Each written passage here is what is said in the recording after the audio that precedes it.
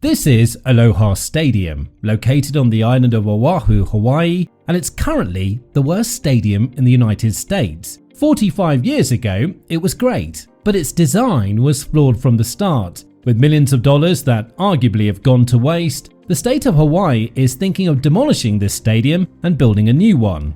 So let's discuss why Aloha Stadium is the worst stadium in the United States in today's episode of Built Up.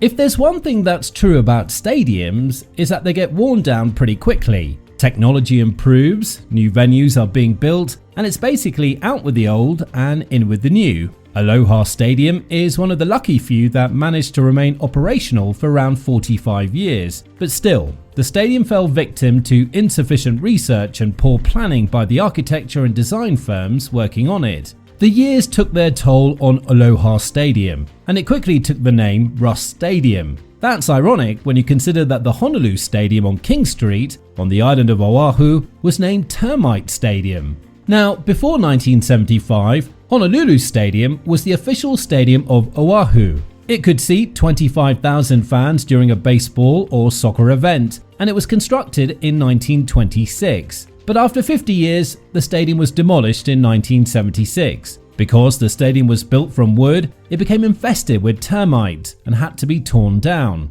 Today, Old Stadium Park was built in the area where Honolulu Stadium once stood. Before being demolished, Oahu began building another stadium in 1971 on Salt Lake Boulevard in Aiea, Hawaii, on the island of Oahu. The decision to build the new stadium caused massive upheaval, and people protested the displacement of 80 families through eminent domain. But this was the 70s, so construction continued regardless. However, Oahu learned its bless from Honolulu Stadium, and the new venue was going to be built from steel, which was another horrible idea, but we'll get to that in a minute. The construction cost of this mega project was $37 million in 1971. Adjusted for inflation, today that stadium would cost approximately $210 million. The architectural firm behind this behemoth project was Luckman Partnership Incorporated. Now, during its construction, they considered naming it the Hibiscus Bowl, the Poi Bowl, Paradise Stadium, Rainbow Stadium, and Honolulu Stadium in honor of its predecessor. However, they ultimately went with Aloha Stadium as its official name. Unfortunately, there's nothing Aloha about this stadium. Near the time of completion, the Hawaii Islanders baseball team was looking for a new home since their old Honolulu Stadium was in horrible shape and being prepared for demolition. So, after the Termite Palace, Honolulu Stadium was demolished, the Hawaii Islanders moved into the Aloha Stadium. When the stadium was officially opened to the public on September 12, 1975, it became the biggest stadium in the state of Hawaii, with a capacity of 50,000 people, around twice the size of the Honolulu Stadium. And by the next day, a college football game took place in Aloha Stadium. But even this stadium wasn't the shining architectural marvel it was praised to be. The first problem of Aloha Stadium came shortly after its opening. You see, the fans of the Hawaii Islanders baseball team, because it was located several miles away from the Honolulu Stadium. Their fan base was located near the old stadium, so now fans had to travel long distances to watch Islanders games. Some of the city buses did go there, but they didn't stop near the stadium, and as a result, attendance plummeted.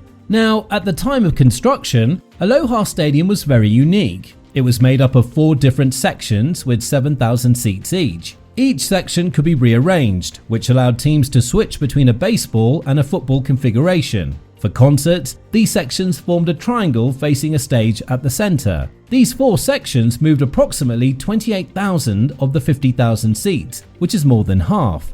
In 1976, the Aloha Stadium hosted both soccer and football matches, not just baseball. In 1980, the NFL Stadium became the host of the NFL's All-Star Game, the Pro Bowl. Aloha Stadium was the official host of the Pro Bowl until 2016. Major singers also performed at Aloha Stadium, the most popular being Frank Sinatra, the Eagles, Bruno Mars, Eminem, and many others. But while the performers played on stage, something was happening in the stalls. A terrible disease was spreading in the foundations of Aloha Stadium.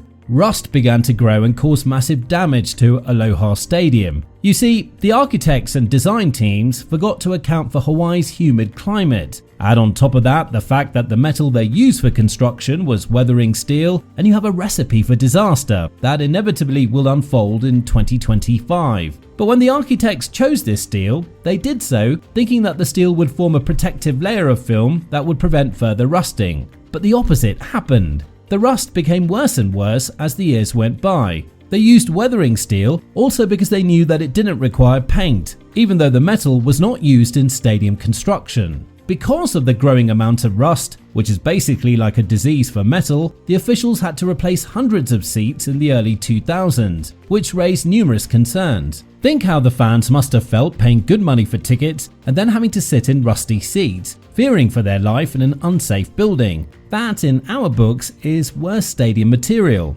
As a result, they hired an engineering firm based in Honolulu to do a study and assess the rust damage in Aloha Stadium. After the study, they concluded that repairing the rust damage would require around $99 million, which was roughly half of the construction cost of the project. And this was just for rust removal. Maintenance and refurbishment over the next 20 years would cost Oahu an additional $150 million. Because of the extremely high price for repairs and maintenance, Aloha Stadium was left to fend for itself against the elements. There was one attempt, however, to save the stadium, where the state of Hawaii invested $12.4 million, hoping they would remove the corrosion and rust and at least slow down the stadium's destruction. But things only got worse since then. In the early 2000s, Aloha Stadium had problems with the water pumps. That might not sound like a big problem when you hear it, but it actually caused a lot of problems with flushing. So visitors using the restrooms were crowded into the lower levels where the pressure was highest. Even though they tried to repair the water pumps at the stadium, they couldn't find the right parts. These old pumps have long gone out of fashion, and they had to either replace all the plumbing or specially fabricate each part that needed to be replaced. They went with the latter option but didn't get far. By 2019, the restrooms in the upper concourse were closed for public use. And the following year, Aloha Stadium was officially closed to the public.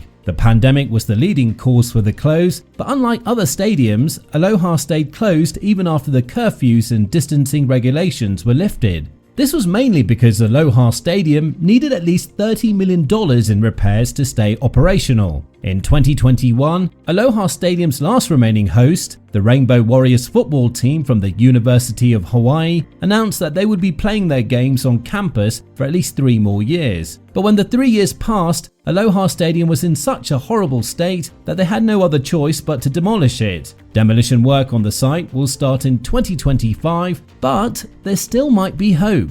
In 2019, the governor of Hawaii set aside $350 million for a project aimed at redeveloping Aloha Stadium. The $350 million will be used to build a completely new stadium and an adjoining entertainment complex, with shops, restaurants, entertainment venues, housing complexes, hotels for out-of-state fans, and more. The new Aloha Stadium would be located on the same site where Aloha Stadium was located. However, unlike the original Aloha Stadium, the new one will have half the capacity, somewhere between 25,000 and 35,000 seats. The project is expected to be completed by 2028, forever replacing the worst stadium in the United States. Now, do you think Hawaii should demolish Aloha Stadium in 2025, or should they invest the money to rebuild it? Tell us in the comments down below.